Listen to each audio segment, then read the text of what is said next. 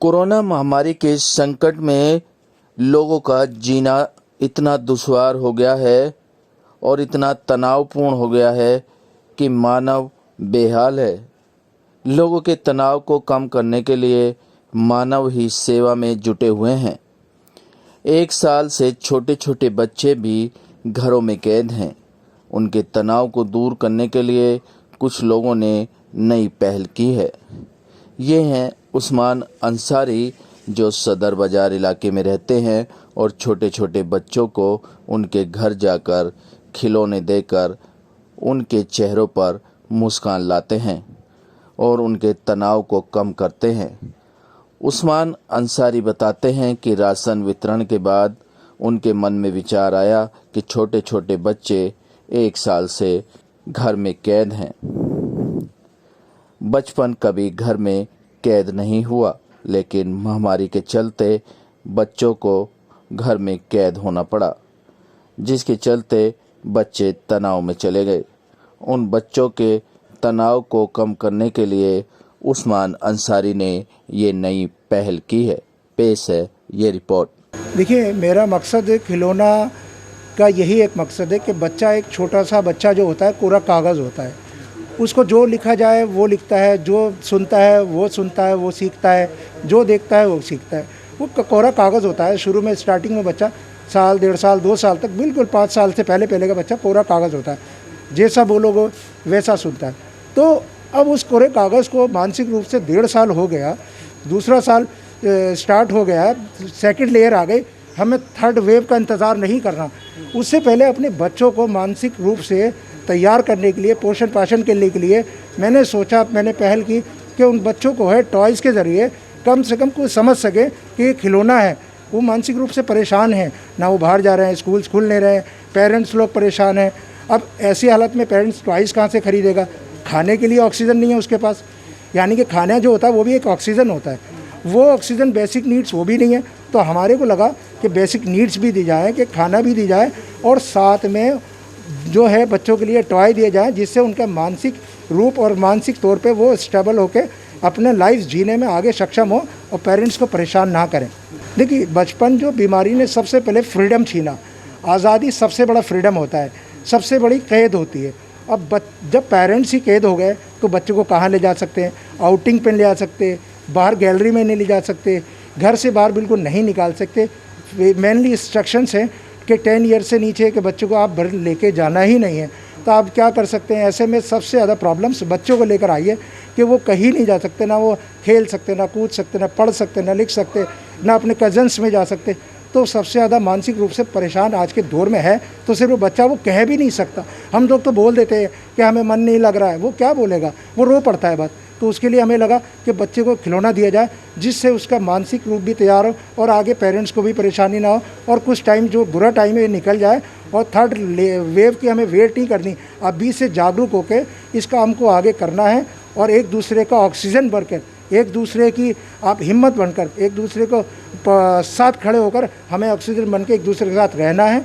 यही हमारा एक ये है कि एक संदेश देना चाहता हूँ देश को कि हमें एक दूसरे की मदद करनी चाहिए और एक दूसरे का ऑक्सीजन बनके, ये ओरिजिनल ऑक्सीजन है जो हम लोग मिलते हैं, बात करते हैं, अपनी प्रॉब्लम शेयर करते हैं। यहीं से सारी चीज़ जो है स्टार्ट होती है। यहीं से हम लोग, क्योंकि अब आर्टिफिशियल ऑक्सीजन की ज़रूरत पड़ेगी ही नहीं। हम लोग अपना कन्वर्सेशन करें, बात करें, बच्चों का ध्यान रखें, उनको टॉय में खिलाएं, जितना हो सके उनको मोटिवेट करें। तो यही ऑक्सीजन हमारे लिए, तो बाकी आर्टिफिशियल की ज़रूरत नहीं है। काम कर सकते हैं, देखिए, बेहतर कर सकते हैं। मेरा कहना ये है कि भले ही हम टीम बना के काम करें, मगर हर आदमी अकेला ही खुद अपनी एक टीम है। वो चाहे तो इतना सक्षम है, वो बहुत कुछ कर सकता है। बस करने की देर है। हर दूसरा आदमी को सोचना चाहिए मैं खुद एक टीम हूँ और मुझे बढ़कर हिस्सा लेना है, मुझे अपने पड़ोस में मदद करनी है, मुझे अपने एरिया से बाहर निकल कर मदद करनी है। ऑटोमेटिकली सब जागरूक हो जाएंगे। तो आज हमें ये मानसिक रूप से भी और ये बीमारी से भी हमें छुटकारा मिलेगा। और हम यही चाहेंगे सब लोग खुद ही पर्सनल एक टीम बन के काम करें और अपनी फैमिली को भी खुश रखें और पड़ोस में भी खुश रखें। जो खुद खाएँ, कोशिश करें अपने पड़ोस में भी वही खिलाएँ। देखिए, इस टाइम सबसे ज़्यादा होपलेस और डरे हुए बच्चे हैं, बड़ों से ज़्यादा। तो मैं ये समझता हूँ कि बच्चों को घर में ऐसा माहौल दिया जाए, ऐसा फ्रैंक माहौल दिया जाए कि बच्चों के दिल में से ये भय, ये डर निकले और बच्चों को एक फ्रैंक माहौल मिल जाए।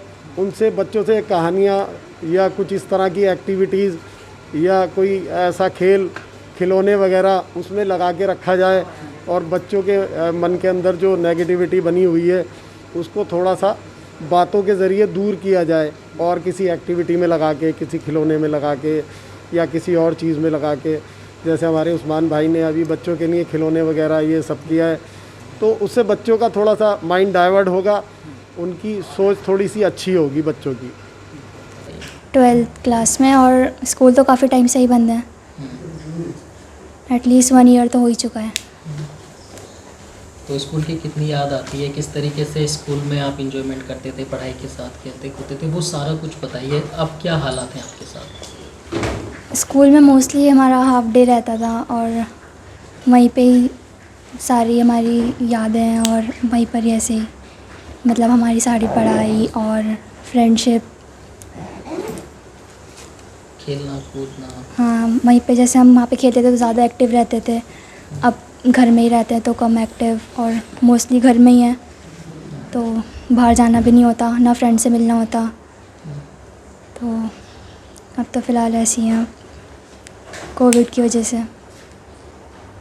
और स्टडीज़ भी इतनी अच्छी नहीं हो रही क्योंकि ऑनलाइन क्लासेस हैं, वो तो एज़ वी ऑल नो कैसी होती है ऑनलाइन क्लासेस।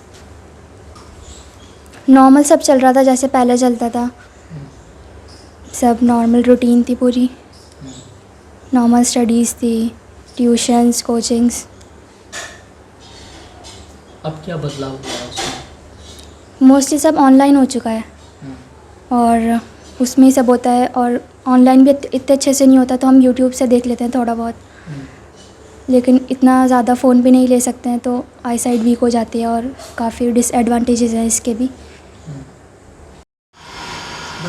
जिस तरीके से बच्चे 1 साल भर से स्कूल बंद है और घर में हैं और इस बीमारी में बच्चों की क्या स्थिति हो रही है, कैसे बच्चों का जो है मानसिक संतुलन ठीक रखा जाए? एक्चुअली मेरा खुद का बेबी 3 मंथ का है, उसको ऑटिज़म बोल रहे हैं डॉक्टर, जो सिर्फ एक लॉकडाउन की वजह से हो गया है क्योंकि बच्चे बाहर आउटिंग नहीं कर पाते, सोशल वर्किंग बिल्कुल ख़त्म है उनकी। और मैं प्लीज़ यही कहूँगी कि जितने भी बच्चे अपने पेरेंट्स के साथ करें। इस बीमारी ने बच्चों का बचपन किस तरीके से छीन लिया है?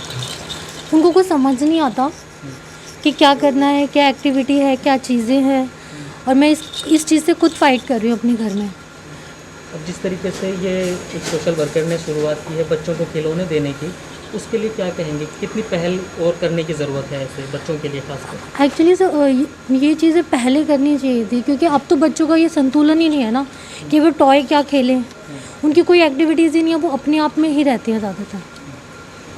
कैसे ठीक रखा जाता है और क्या कहना चाहेंगे सोशल अवेयरनेस के लिए बच्चों? सोशल वर्किंग यही है कि बाहर उनको आउटिंग के लिए बोलते हैं डॉक्टर्स, जितना ज़्यादा हो सके उनको स्पेस चाहिए घूमने के लिए, बच्चों की गैदरिंग चाहिए, वो पॉसिबल अभी हो नहीं सकती।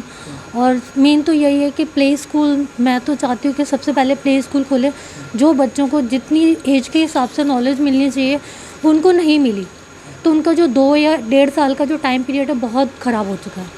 और मेरा ही नहीं, मैंने हॉस्पिटल में खुद फाइट किया है कि वहाँ के डॉक्टर्स कह रहे हैं 85% बच्चों के अंदर ये प्रॉब्लम्स आ रही हैं।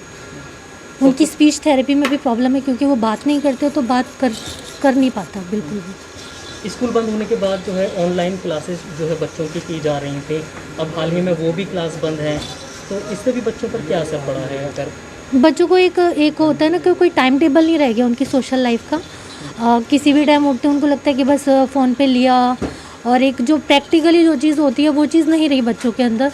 टाइम टेबल, खाने का, हर चीज़ का एक शेड्यूल होता है, वो बिल्कुल डिस्टर्ब हो चुका है, पेरेंट्स का भी प्लस बच्चों का भी।